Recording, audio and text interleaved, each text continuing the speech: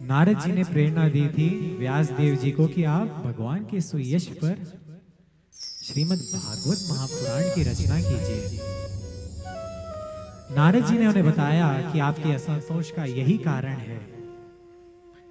नारद जी अपने पूर्व स्मृति के अनुसार अपना पूर्व जन्म बताते हैं कि कैसे वो एक दासी के पुत्र थे और उनके निवास स्थान पर, उनके आश्रम पर एक समय की बात है, संत महात्मा पधारे थे और उन संत महात्माओं को देखकर इनके मन में भक्ति देवी का अंकुर अंकुरित हो चुका था।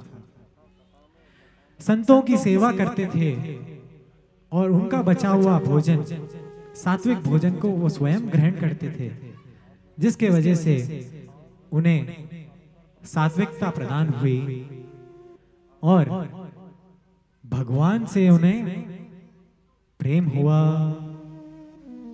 जब संत महात्मा लौट रहे थे तब उन्होंने भगवान अनंत का अष्टाक्षर और द्वादशाक्षर मंत्र ओम नमो नारायणाय, ओम नमो भगवते वासुदेवाय, इन मंत्रों का उपदेश दिया और वे लौट जाते हैं। समय बीता और एक सर्प ने उनकी माता को डस दिया था, जिसके वजह से उनकी मृत्यु हो गई। अब नारद जी उनके पिछले जन्म में निर्भय हो गए और स्वतंत्र हो गए।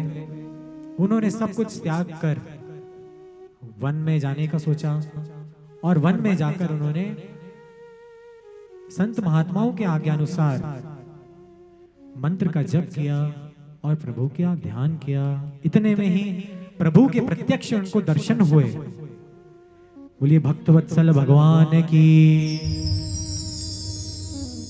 तपस्या, दान, दया, श्रद्धा, भगवान का नाम जप,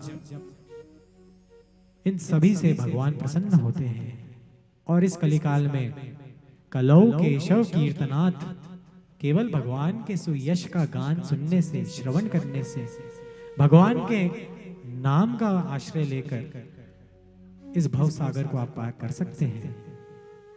ये कलयुग का गुण है, कलौ केशव कीर्तनाथ। भगवान के उन्हें दर्शन हुए परंतु वो क्षण भंगुर थे। तब नारद जी अत्यंत असमंजस में पड़ जाते हैं कि ये क्या था।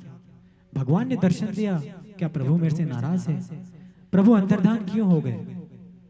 तब उसी समय एक आकाशवाणी हुई। उन्होंने कहा कि आप भक्ति की चरम सीमा पर आ पहुंचे हैं। ये जन्म में नहीं, मैं अगले जन्म में तुम मेरे भक्त होगे और प्रत्यक्ष रूप से मैं आपको दर्शन दूंगा। बोलिए भक्तवत्सल भगवान की जय।